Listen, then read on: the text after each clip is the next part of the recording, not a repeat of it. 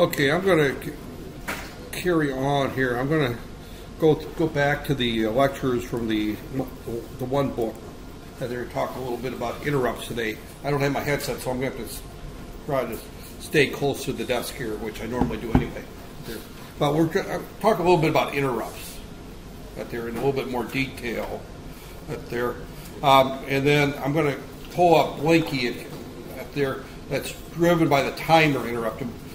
The lecture after this goes through timers, and we'll look at how the timers and the interrupts go hand in hand, but is interface up there. So interrupts are important.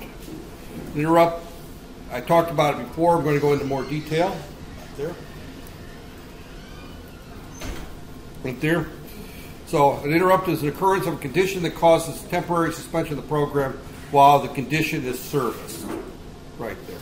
That's the definition. So something happens, we want our program to stop doing what it's doing and do something else to service that condition. I gave the example of a nurse, in the past, servicing, say, a patient's IV pump, is out of IV fluid. She goes and hangs a new bag of IV fluid. Another interrupt might be the flow detector on a gasoline or petrol pump detects a leak. In other words, someone's filling up their car, drives off without taking the pump out. And all of a sudden there's a leak they want to shut the pump off. So you don't have petrol all over the neighborhood and a fire. That would be a situation where you would definitely want an interrupt to occur. Other places interrupts occur is timers, that we want things to happen at certain time intervals. So this particular set of slides talks about interrupts. The next set of slides talks about timers, and I'm going to be running them together. So synchronous are important. They allow a system to respond asynchronously to an event. When I mean asynchronous, that's not the term asynchronous in the digital world where things are still happening synchronously with a system clock. But it means that it can respond to an event before it's done doing what it's doing. In other words, it stops. So an interrupt-driven system gives the illusion of doing many things at the same time. Almost all embedded systems are interrupt-driven programs. The opposite of interrupts are a system called polling. And polling works in a different way. There's nothing wrong with using polling, but polling, okay, here we go. Right here. I have a number of inputs right here. And let's just call these are basic. Let's use an example. These are door sensors. Sensors right there. And I'm checking the front door. I'm checking the back door. I'm checking the motion sensor, in the front, in the front lawn. I'm checking the motion sensor in back, right there, front. I'm checking, for example, a window sensor. So these are all various inputs to my system that's going to drive an alarm. Well, I could go through and I could check each one of these at a time. I go out, I read that port, I check it. I read that port, I check it. Well, that takes up processor time. This processor is also doing other things. We want this to also do things such as control the front gate. We push the button to open the gate. It wants to take care of the timers for the lights. It's monitoring various things. We don't want to monitor these sensors all the time, right there. So what we basically do is we run these sensors all into an interrupt, right there. So we have an interrupt request line coming into this particular processor. So instead of looking at these sensors one at a time and seeing whether or not the front door is closed, the back door is closed, the window's closed, there's nothing moving in the front yard, there's nothing moving at the back window, back gate, right there. Instead of going through and checking that all at a time, we run that through an interrupt. So if a door opens it's not supposed to open, this will cause an interrupt to occur. Now, at certain times, we may mask those interrupts.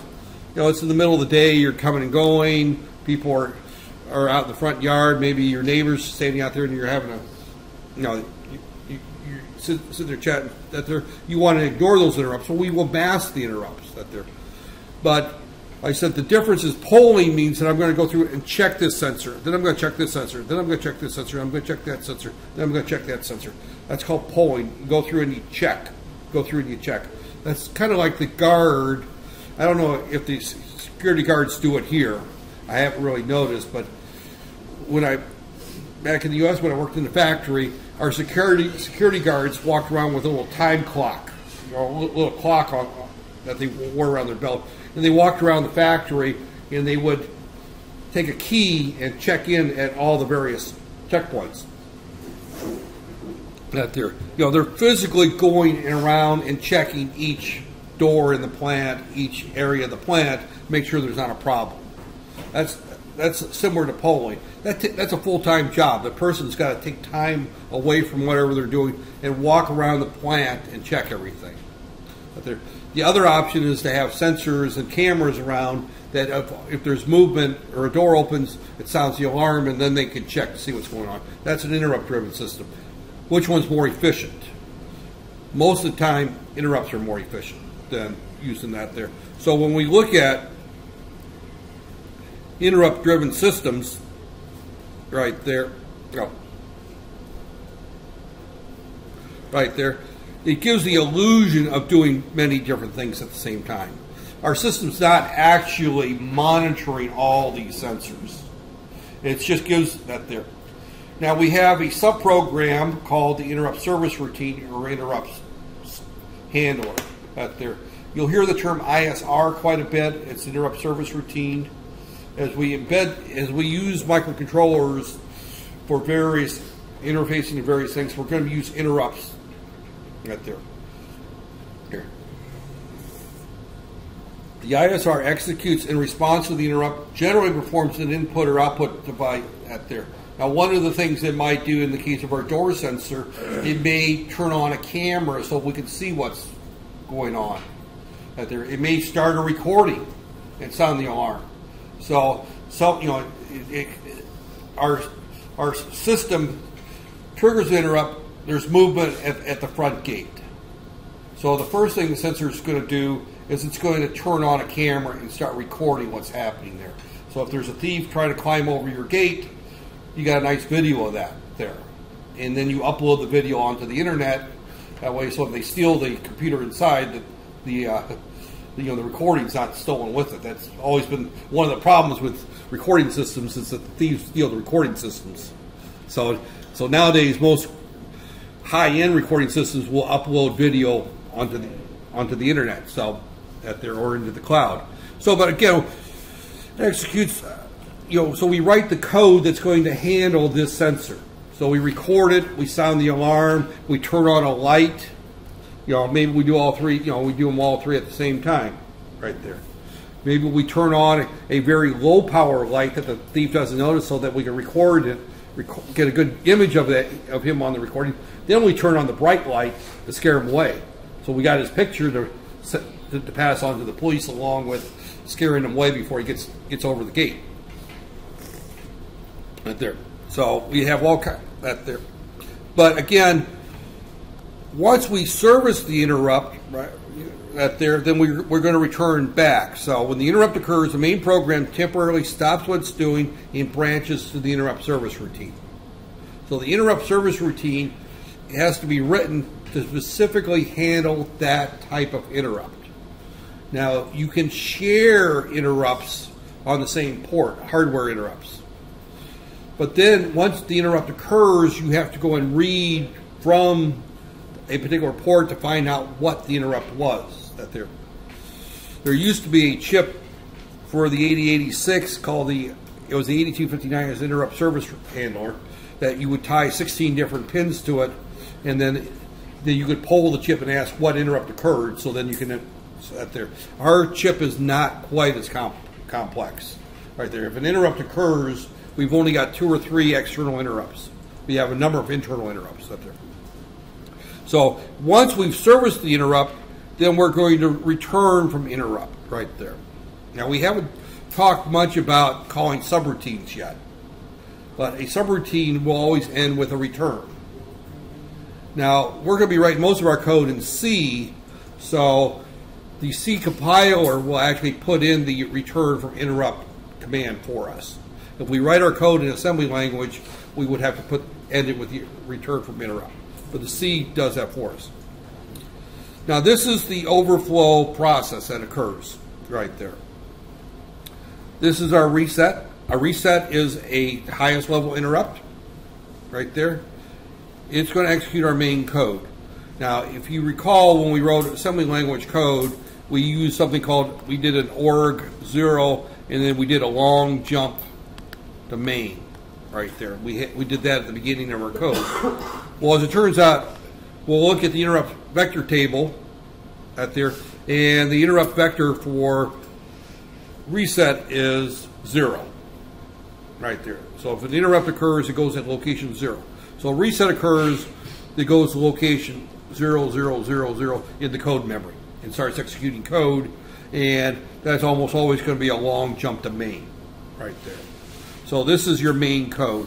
If we write in C, we would always have a function called main. If we write in assembly language, we don't care what we call it because we have to do a long jump to it. Traditionally, people use long jump to main, but it doesn't have to be called. There's nothing magical about the word main in assembly.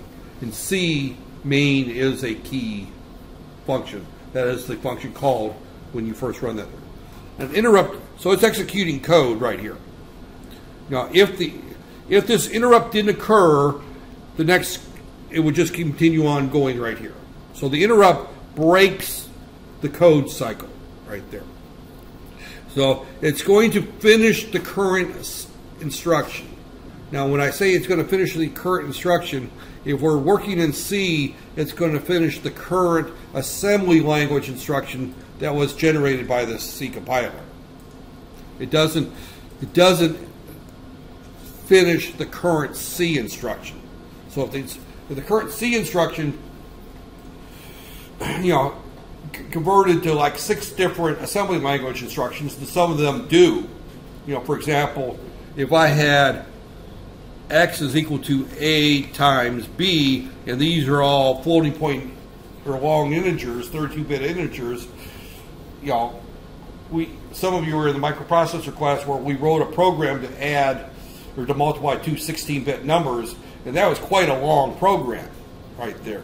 So one instruction in C can equate to half a page of assembly language instructions very easily right there. So depending on, some are direct one there, watchdog timer control equals 0xA3, for example. That's one assembly language construction. That's move watchdog timer control number 0A3H. That's one instruction in assembly language right there.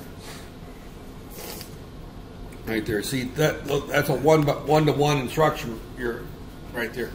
This, if A and B are long integers and we're multiplying the two of those, that could be half a page of assembly language code.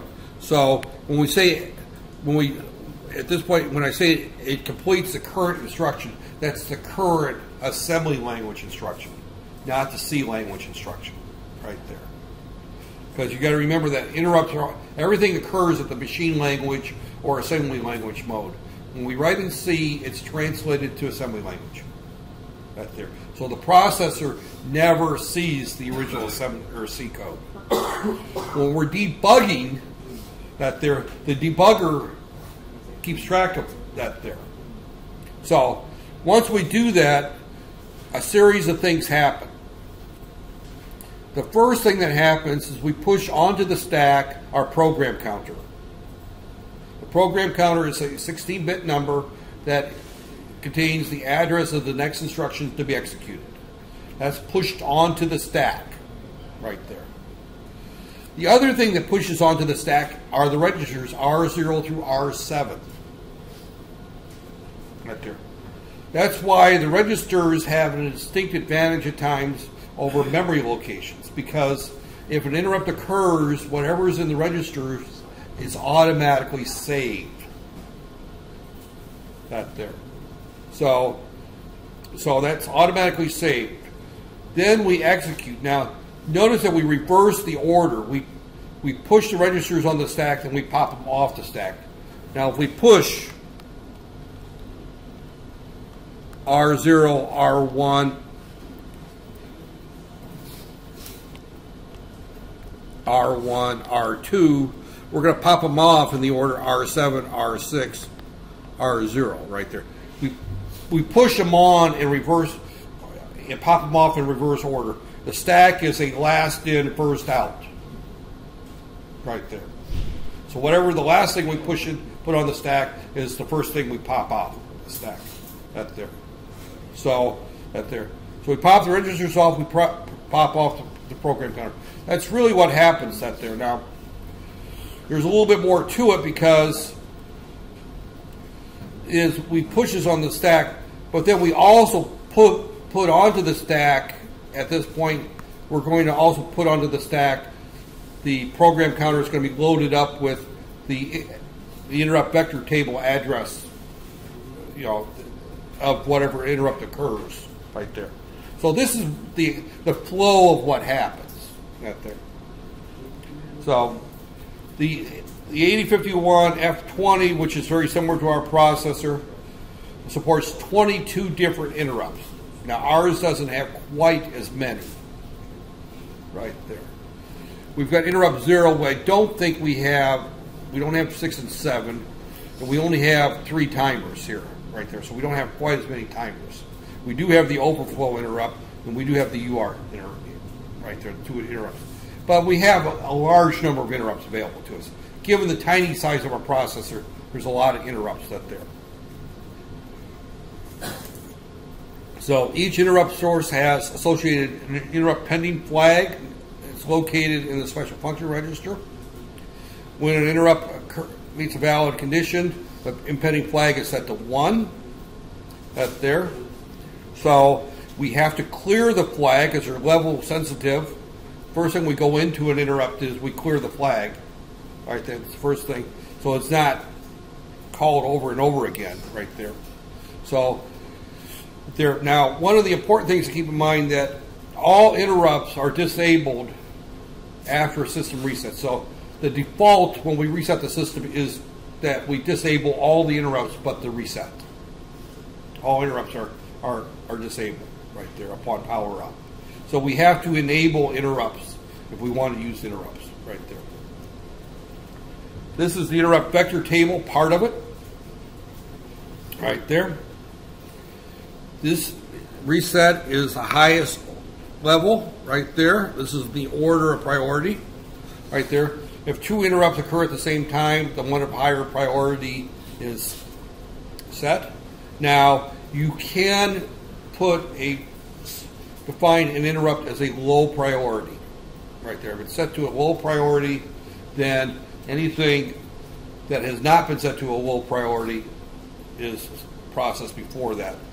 You normally don't have to worry too much about priorities because you're only going to use a couple of the interrupts most of the time. So priorities I rarely get involved with, and the priorities only become an issue if they're going to get termed simultaneously, and that usually doesn't happen. So as we look at this here, we've got our highest priority, other than reset, is our external interrupt 0 right there. Now our external interrupt 0 is one of our many pins on our 8051. In our case, we have only 24 pins, 22 of which are usable out there. So we only have a few pins, and if we're going to use the external interrupt 0, we have to give up a port pin right there. So our external interrupt pins are handled by our crossbar. So we got to go back to the crossbar, and we will look in more detail on how to do that. We have a flag for that right there. We have an enable for it, interrupt right there. So we got there, and we could set its priority right there. So it's priority 0. We can set, tcon.1, which is a special function register, is going to be set to 1 if there's a external interrupt occurs, and we have to set bit IE.0 to 1 to enable it right there. So we have to enable the pin there. Right there. So our overflow is B. You can see these are all about between 3 and 8 bytes long right there. So usually you don't have a lot of room to write code. Generally, the only thing you put in the interrupt vector table is a jump to right there. Long jump to right there. So we've got our timers right there. These are our timers right there. We got our serial interface. We got our A to D window comparator. So these are all the various, these are not all, these are just some of the interrupts. Our analog to digital converters complete both set an interrupt that there. So as we go through here, here's a end of conversion right there. So if we start a conversion on ADC 0, when it's done, it generates an interrupt. Otherwise, we have to keep reading to see when it's done right there.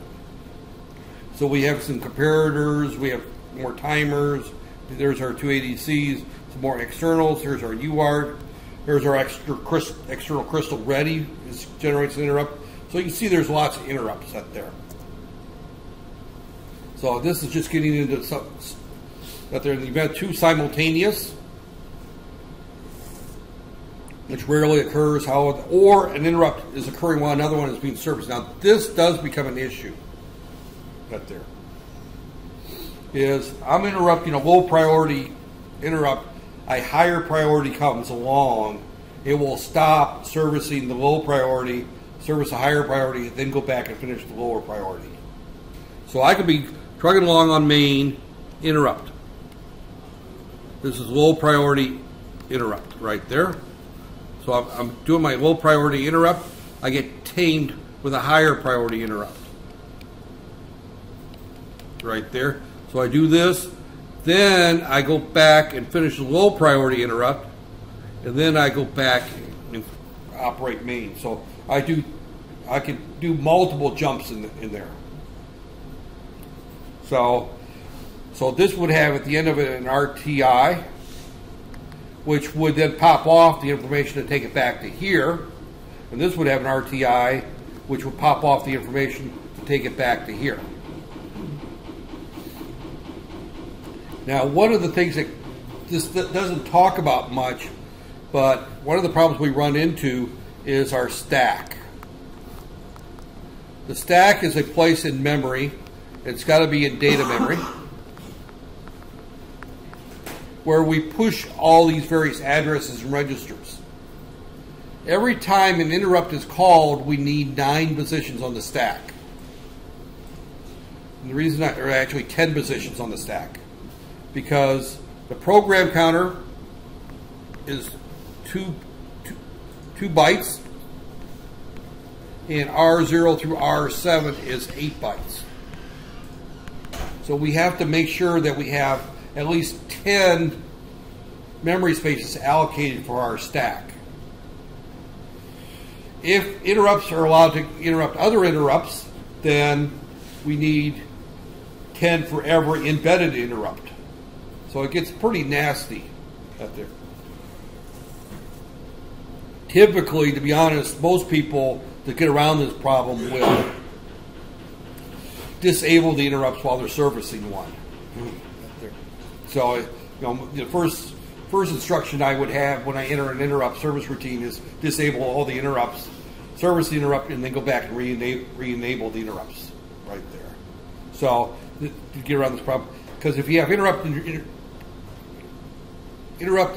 interrupts, you can easily get up to 4 or 5 deep, and that means your stack is now 50, 60 bytes long. You only got 128 bytes in the standard 8051 to deal with. Do you get into external memory? Right there. So enabling, or right there, each of the interrupt services are enabling, or individually or disabled through the special function registers right there. The master one is there's a bit IE.7 which clears to enable all. If you clear it, you disable all interrupts. If you set it, it only turns on the enabled interrupts. So by setting this bit, you don't turn on every interrupt. You only turn on the ones you want. So if you want to enable a interrupt, you have to go through two steps. You have to set the individual interrupt bit plus the global interrupt bit. A lot of people will forget that when they're using interrupts, and they'll only set the individual. They have to set the interrupt plus the global. So that some require two, more than two, but most of them require two. So now this makes it handy because I just said one of the things we do when we go into an interrupt is we want to ignore all interrupts till we're done. We can disable the individual or the global bit and then re-enable just the global bit and not worry about which ones were enabled or not enabled. So this is actually a huge advantage right there, because if we want to disable all of our interrupts at one time and not keep track of which ones are enabled and disabled, we can disable all with one instruction. We just simply say IE.7 equals 0. And we re-enable them by just saying IE.7 equals 1 right there. So we can enable that there. Now reset can't be turned off right there. So the reset pin is always reset right there. So I'm not going to dwell too much about that, but each interrupt can be individually high or low through the associated priority bit. Now you notice that there's IP interrupt priority, extended interrupt priority, and extended interrupt priority 2. The original 8051 only had 8 interrupts. Then we extended it, and then they extended it again. They keep adding more and more interrupts that there. All 3 of these are cleared after reset, so all are set to low priority. 2 priorities allow there to be interrupted by a higher priority than the current one. So if a low priority is preempted, a high priority cannot be preempted. So if you set something as high priority, you cannot preempt it with anything but a reset. So it's actually just one level. This is an example here where the timer is a high priority, and that is the wheels have to be adjusted periodically. Now, for example, if you're using pulse width modulation to control the speed and direction there, you want to make sure that this timer occurs at the right time. But if you push your push buttons, those can have delays to a few milliseconds while it's doing other things. So this is given a case where we set the timer to high priority and we set the keypad to a low priority right there. So recognize simultaneously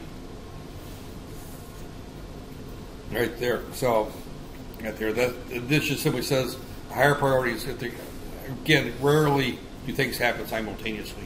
And interrupts, remember, are not, they're level driven. So it doesn't matter where in the clock cycle the interrupt occurs. It's going to finish the current instruction and then service the interrupt. So simultaneously means truly simultaneously. The fixed priority order determines what's first right there. So if they're both low priority, then the one higher in the table. If one's high priority and the other one's low priority, the one that's set is prior. So this table right here sets the order but everything with the exception of the reset, I can set to a low priority, which means that anything I say is a high priority will go before it. But if everything's low priority, it uses this table order. If everything's high priority, it still uses the table order right there. So basically so that gives us the order which we follow. Some interrupts are automatically cleared by the hardware when the vector's there. Most are not cleared. It must be cleared by the software right there. So an interrupt pending flag remains set after the CPU there. So what this is saying is if we don't clear the interrupt, we're going to service interrupt, then go back and service again. Then go back and service again. Go back and service again. It's going to keep going back and servicing the interrupt, so we have to clear the flag. Right there. That's all that says. An interrupt is disabled. The flag is still set, but it's ignored. Right there. Right there. So we could, if we want to poll and look to see whether or not that interrupt occurred, even though we're ignoring it, we can look at that flag and do something about it if we want to in a polling fashion. Right there. So there are two external interrupts.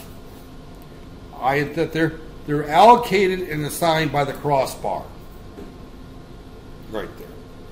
Now there's a routine program that I have not introduced you to yet. It's actually part of the installed right there.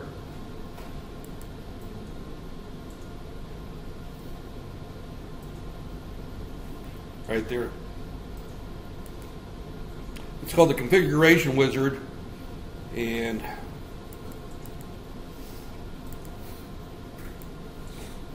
I can't remember what part number we've got right there.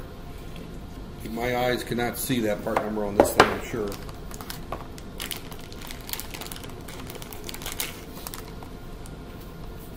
Oh, as I recall, I could see it on the toolbox, or on the. It's one of the 8050s, but what the exact part number is, as I recall, we can see it on the.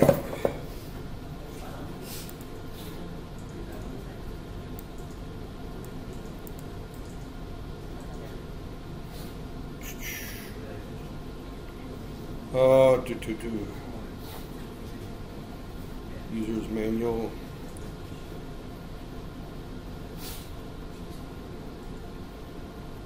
Tool stick, there it is.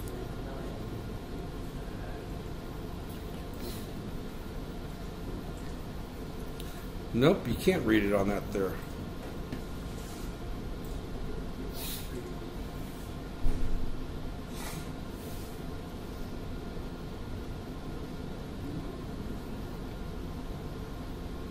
Okay, well I'm just gonna go eeny, meeny, miny, mo then and pick one.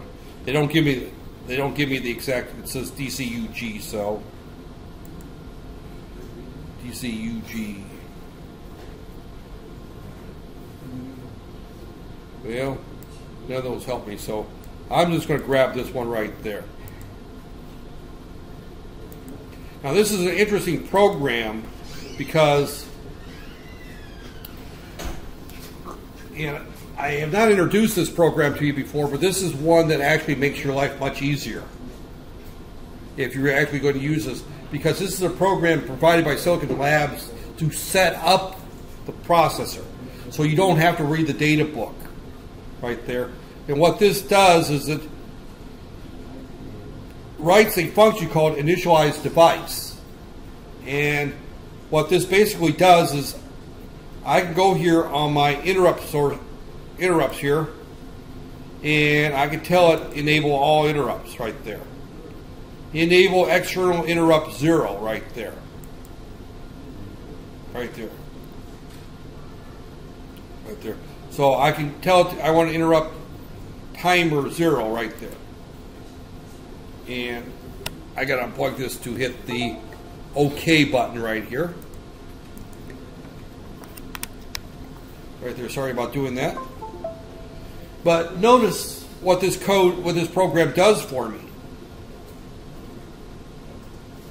is that under initialize device, it now generated a new function called interrupts initialize right there. And initialize right there, it actually gone through the data book and set the individual bits that I need to be set to that there. If I go back here to options, peripherals, right there, interrupts, right here, and if I say enable interrupt 0, interrupt just the internal, you can see down here at the bottom it's telling me what the command is to do that right there. So what this particular function does, program does, it really doesn't do anything magical for us other than it keeps us from having to look up the data book. Things in the data books. What is all it's really doing here. So, at their configuration, I can say it active high or active low, right there. I can also tell it what pin I want that interrupt to occur on, right there. So I can tell it that I want interrupt 0, and this looks like a good lab. If I look at my push buttons, I have a push button on 1.0, so I can't use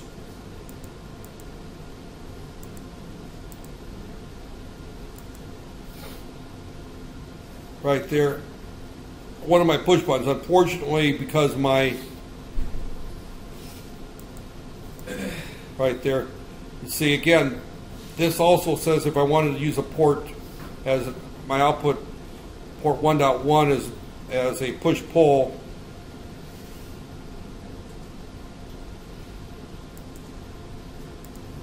this digital analog push-pull, I would just right there. Again, unfortunately, I got to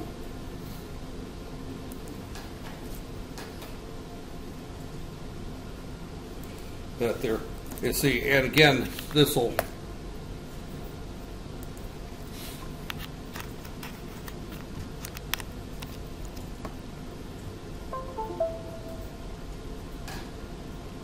this tells me that right here, push-pull port 0 mode out is equal to C0 right there. So I assigned some ports back there, options, port IO right there. I assigned these to push-pull. Actually, I've been using 1 and 2 as push-pull.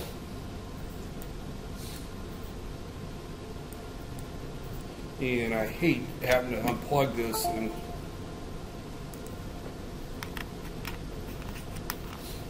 unfortunately,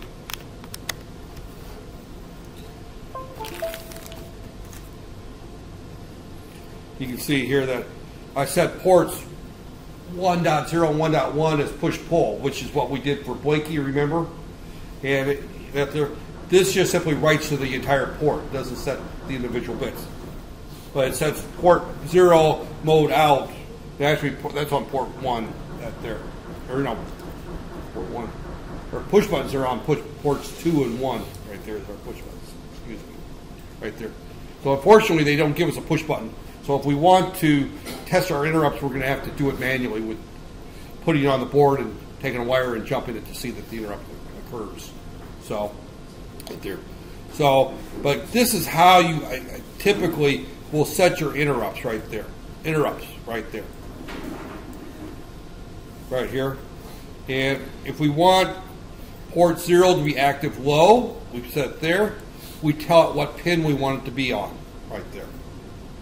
So we can assign it to that there. Unfortunately, our interrupts can only go on port 0.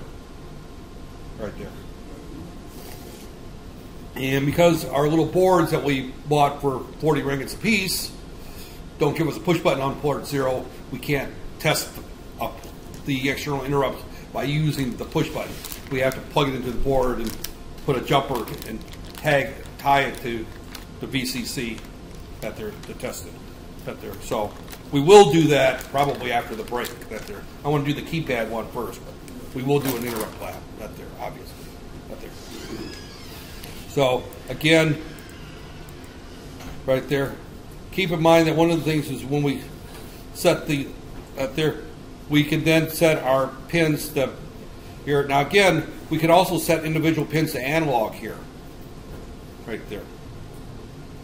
We can also set individual pins here for our X1 and X2, which means that we're going to be using those for an external crystal right there. So this is how we set up our inputs and our output pins, is to use this tool. The other option is not to use this tool and look it up in the data book. I think most of you would prefer to use this tool right there. The idea of this tool here. And also note that because our processor only has 18 I/O pins available to it, it only gets us support 2.0 there. Right there. Or 2.1. So I mean, right there.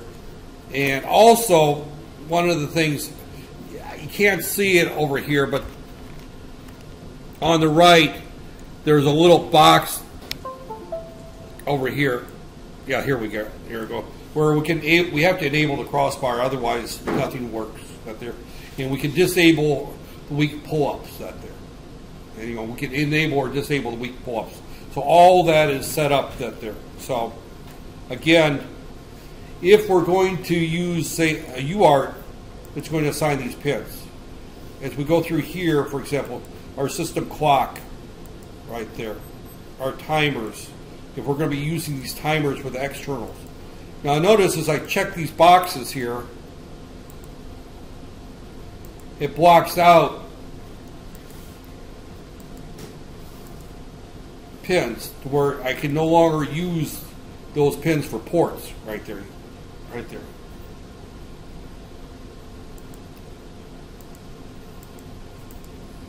So, and you should also notice that we start right there. Let me try something here. Pin skip.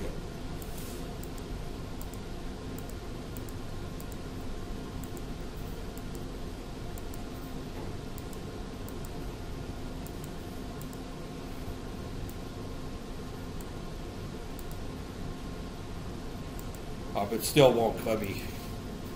I still only put the interrupts on pins on port 0 right there. So if you're there, I put it on any pin on port 0, but I got to put it on port 0. So I've got two interrupts available to me, and they both go on port 0. It's the only place I can put them right there.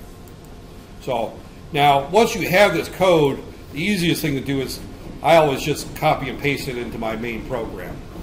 Right there. I don't, save it as a file, but I would just copy, Control-C, copies that there, and then paste it. You can save the program and include it, or you can copy and paste it. I always just copy and paste it from that there. So getting back to our code right there. This actually, using the configuration wizard, actually helps us configure our interrupts right there. But this is what it does right there. There are two pins available for INT0, and they're allocated and assigned by the crossbar right there. So the crossbar allocates them. You have to get the code to set them up to the crossbar, and that's what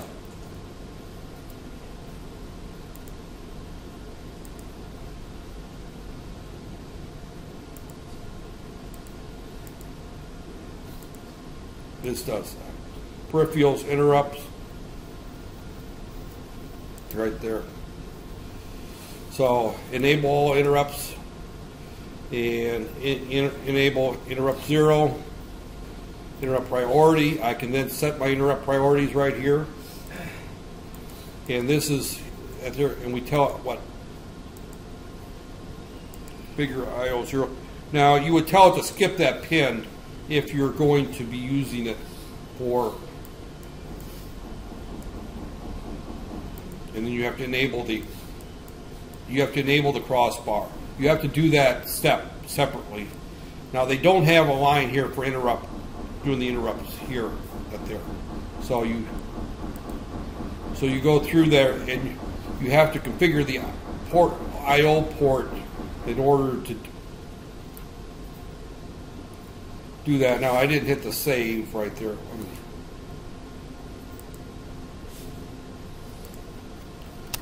And okay.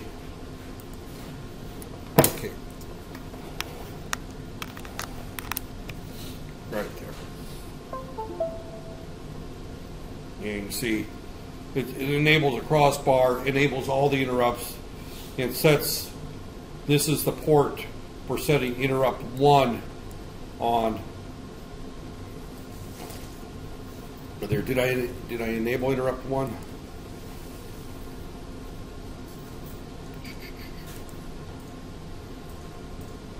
Yeah, or interrupt 0, I mean. And I set it to port 0 right there. And it's on active low right there. So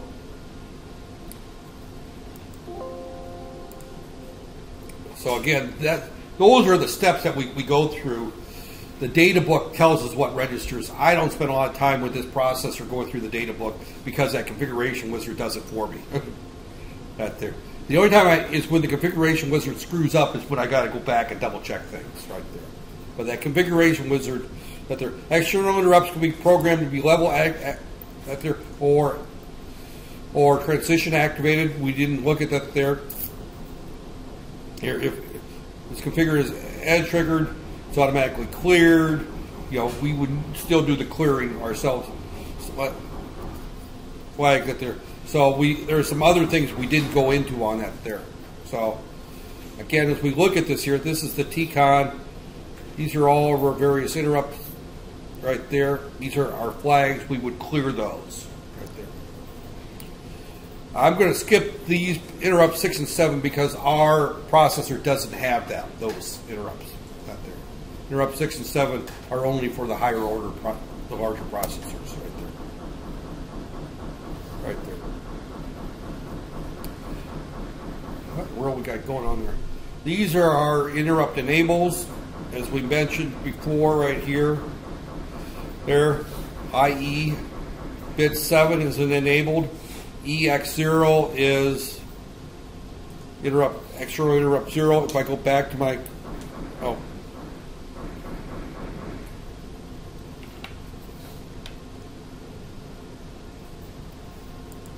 I closed it here.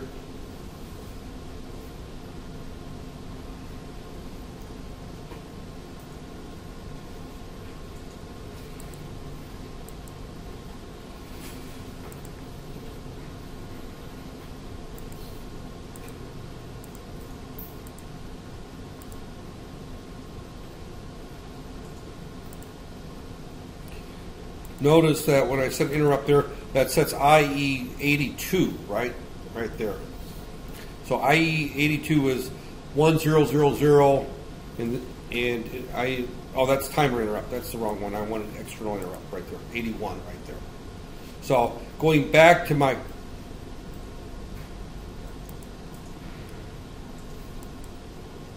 right there, this is 81 right there.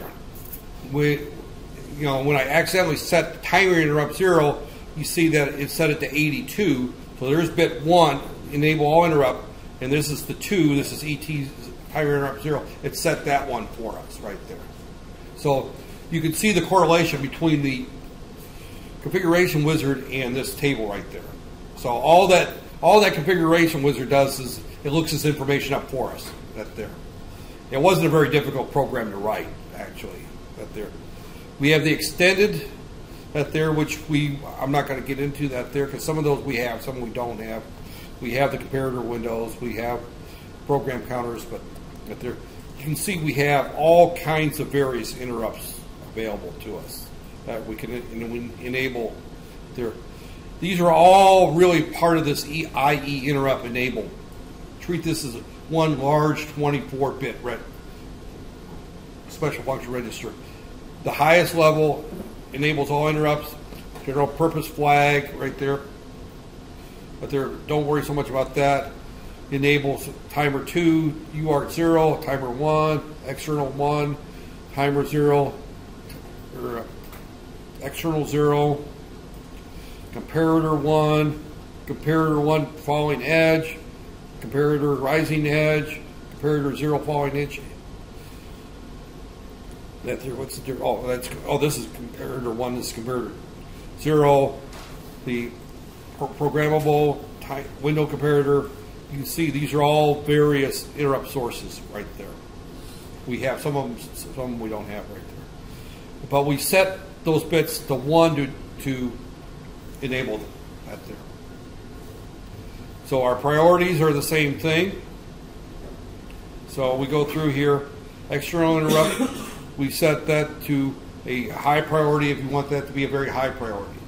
Low to a low priority right there. So again, we have and I think that's it with the slideshow, but going back to right here, interrupt priority, again, we can set all of our various,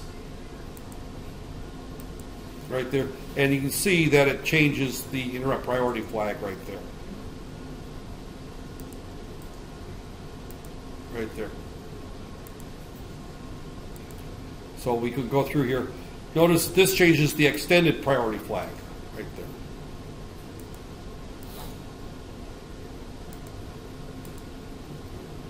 Right there. So we can,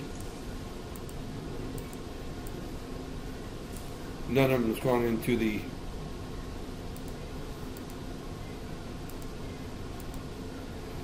none of these have gone to the extended 2 yet. But they're again, these are level. They're at active low, active high right there. Figure their ports right there. So this is how we would do that there. So jumping from our interrupts here, I'm going to keep this program open just simply because I'm going to come back to it right there.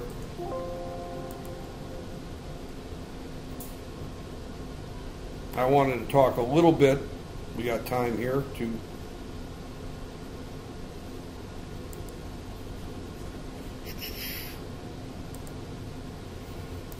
talk a little bit about the timer. And right there.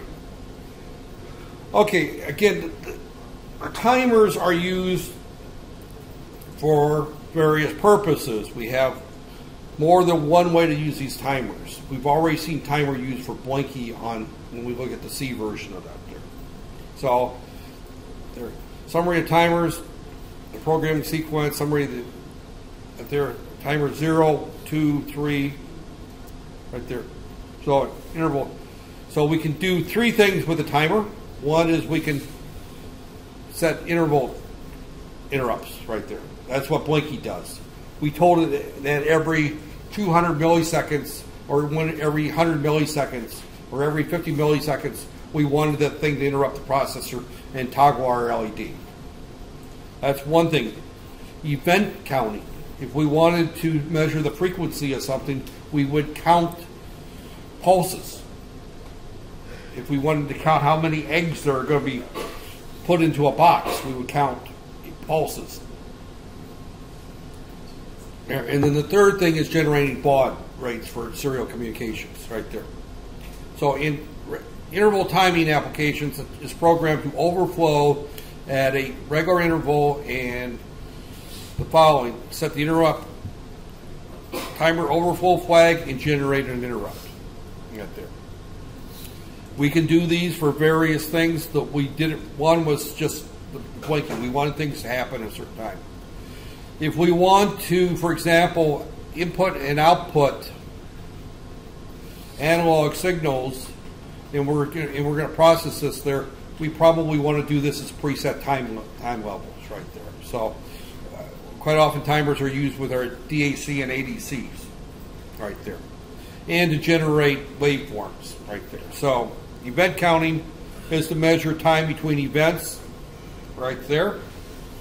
So the event is an extra pin that goes high or low. But there again, we could use that to measure speed. If we want to measure how fast a car is going, we would have some type of sensor, for the tachometer on the engine or on the wheels right there. So we can measure speed.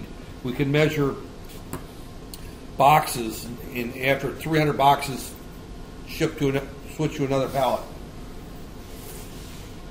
There, and then we also set up our baud rate. Those are the various things. So we have 3 modes of operation. We have 5 available timers on the 020. If we look at peripherals and timers, we'll see that we've got 4 on ours right there. So again, this is all of our various options for a particular timer. We can have it be a 13-bit timer counter, a 16-bit, an 8-bit counter timer that's auto-reloaded, or we can disable a timer right there. We have various inputs that we can have to to our timer. It can be the system clock divided by 12, system clock divided by 4, by 48, or the external oscillator divided by 8. And you'll notice that they all have the same options. No, timer 2 doesn't have, has a different option. It has a divide by 12.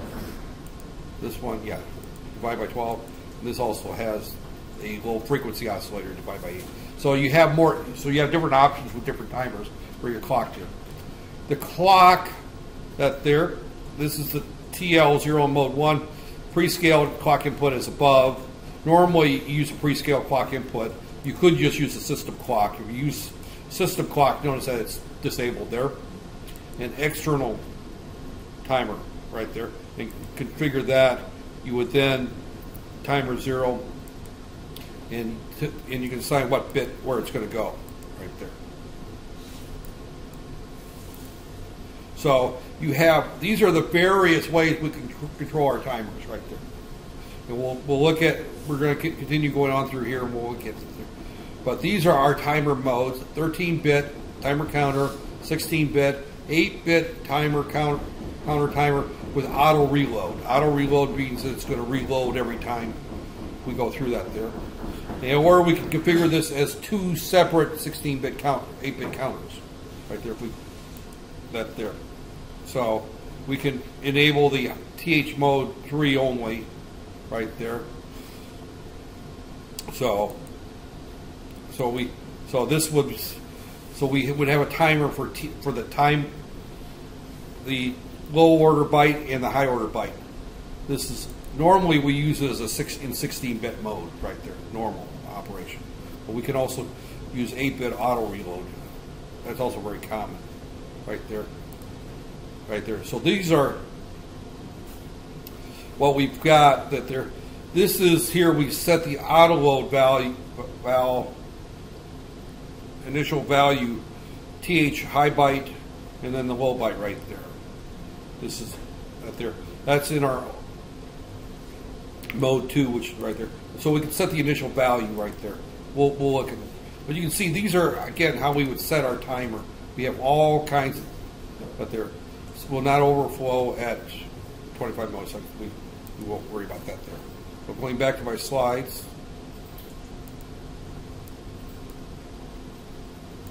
Right there. So again, we look at mode 0 is our 13-bit counter timer. Mode 1 is our 16-bit counter timer. Right there. Mode 2 is 8-bit counter timer without a reload. It's also used for the baud rate generator for the UART. UART1, or this is actually timer 1 only can be used for that there, yeah. And then mode 3 is 2 8-bit timers, and that only timer 0 has that mode right there. Timer 2 is the baud rate generator for UART 0 right there, and it can be used in modes 1 and 2. Timer 3 is only used in 16-bit mode, and timer 4 we don't have, so we won't get into timer 4. So these are our 4 timers that we have right there. We have 4 timers available to us. So I'm going to kind of skip out of this here, and let me just kind of jump here to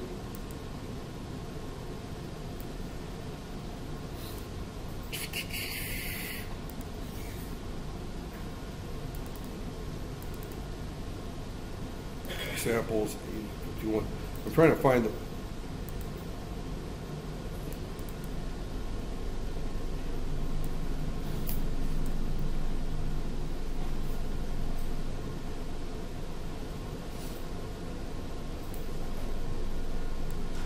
Okay, this is.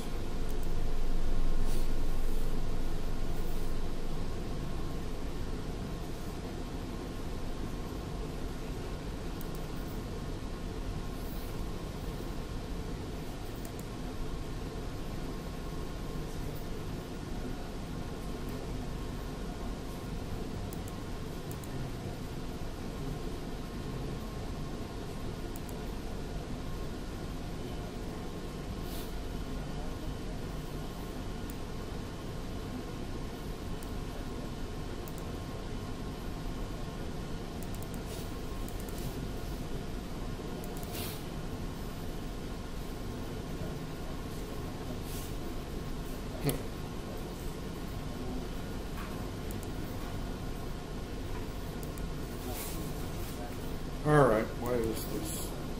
I told you to use SSMap.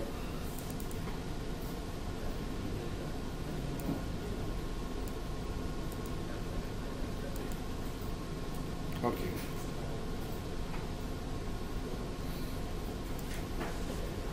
Okay. I mean, what have I got going here? Oh, I know what's going on here. Is I wrote over it.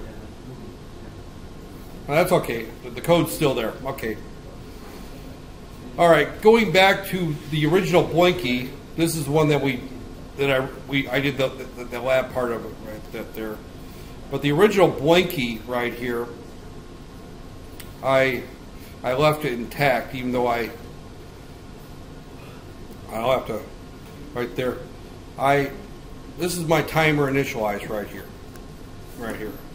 Now my timer initialize right here is that I configured port 1, enable the LED. This is the port in it. Here it is.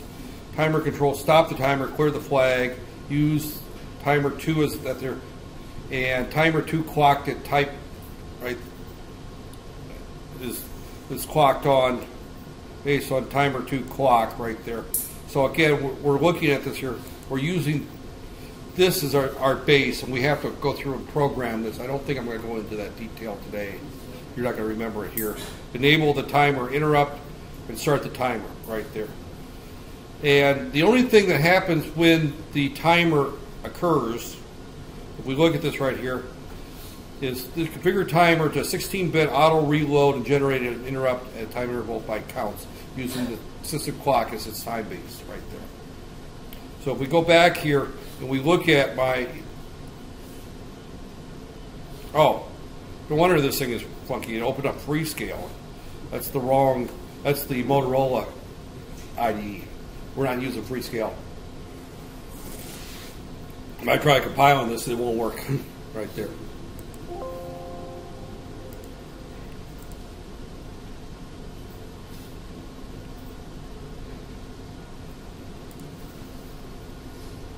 Let's open up the right one. No wonder it looked different.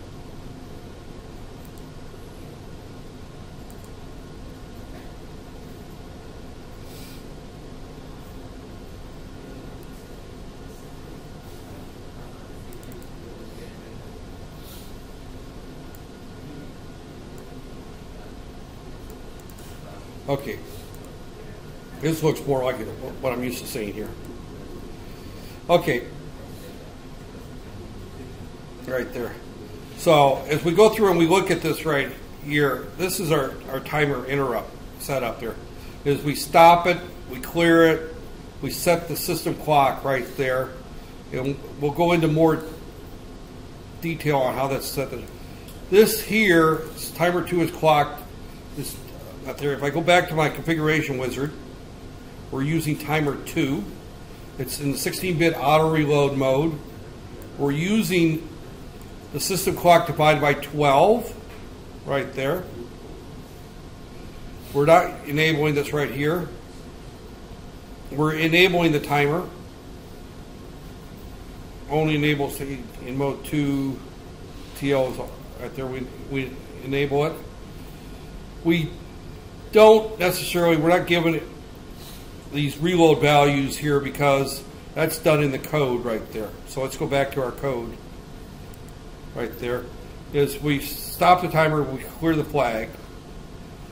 We set this here, this clock is based on that there. Now this is not necessarily going to match this right here because that there. So let's just go back and look at this here. Matter of fact, I think I'm going to stop at this point. I think I need to go through this and develop some slides to explain how this works, because this is using a different method than the configuration wizard. And if I try to show them the two side by side, I'm just going to confuse you and myself at there. Because I know exactly how this works. As soon as I look at the configuration wizard, it does it a different way, and correlating between the two of them, it's not going to work right there.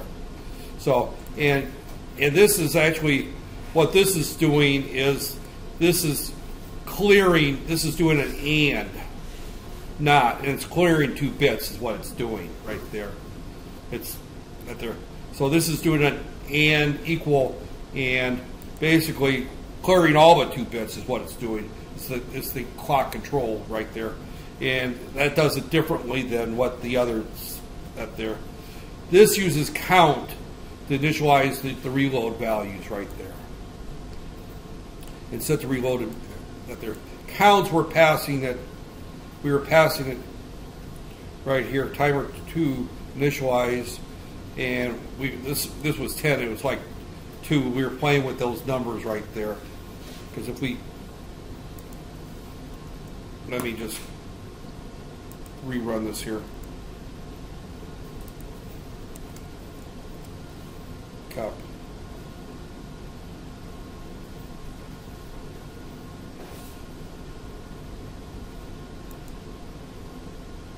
Actually,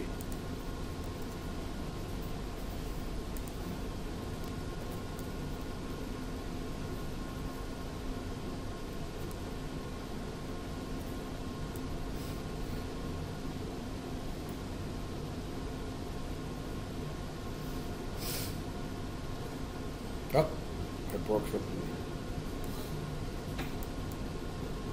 Oh.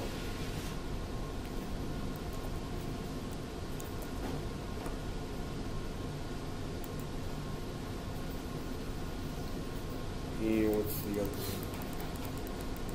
one here near?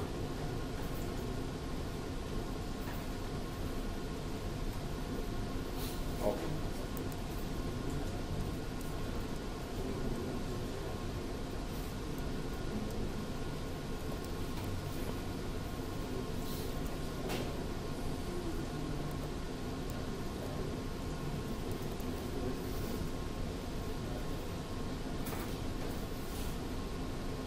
I just had it right a bit ago.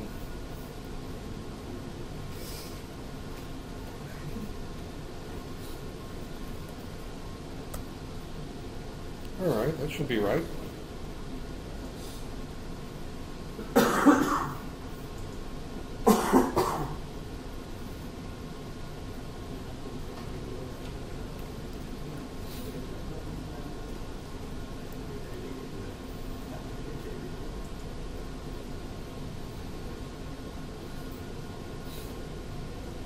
Should be able to just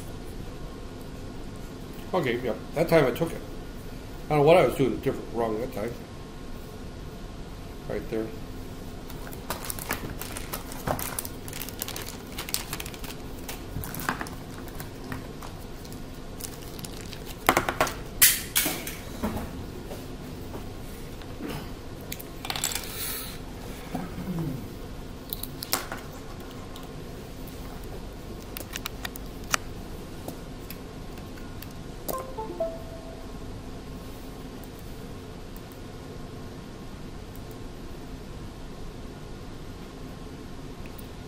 And nothing's happening. What did I break?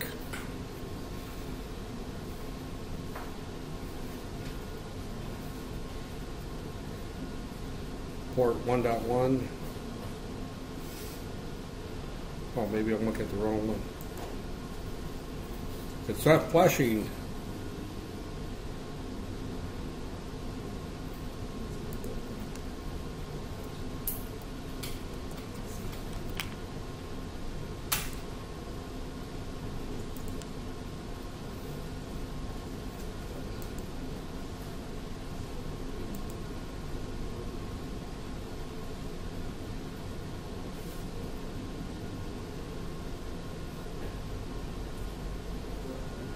Port 1.1, and as I set this LED, port 1.1 is right there, yeah.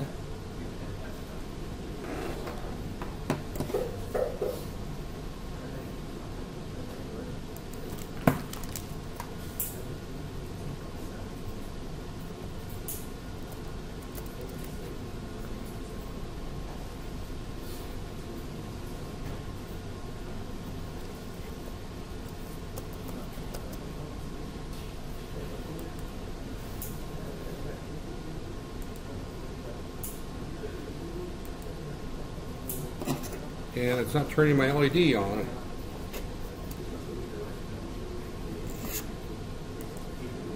Okay, well, now I officially broke it. I clear the flag there. Unless I broke this line here, this configuration line that their system clock 5x12. Yeah,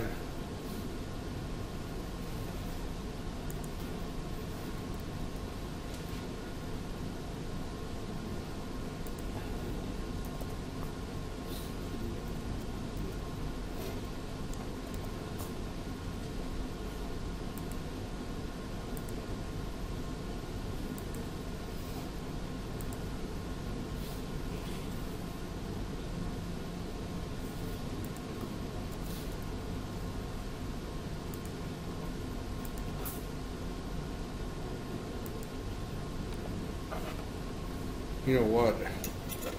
My LED is so dim,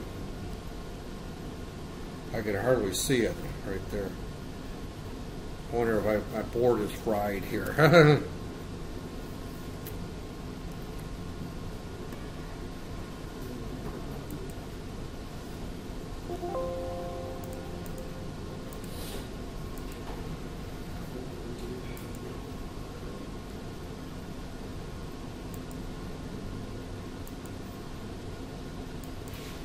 Yeah.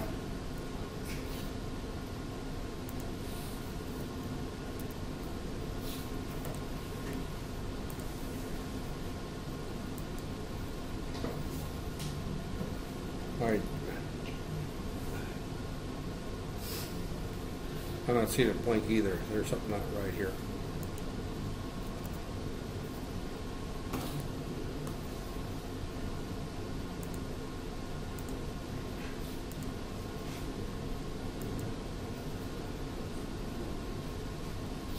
Yeah. Okay. I broke it.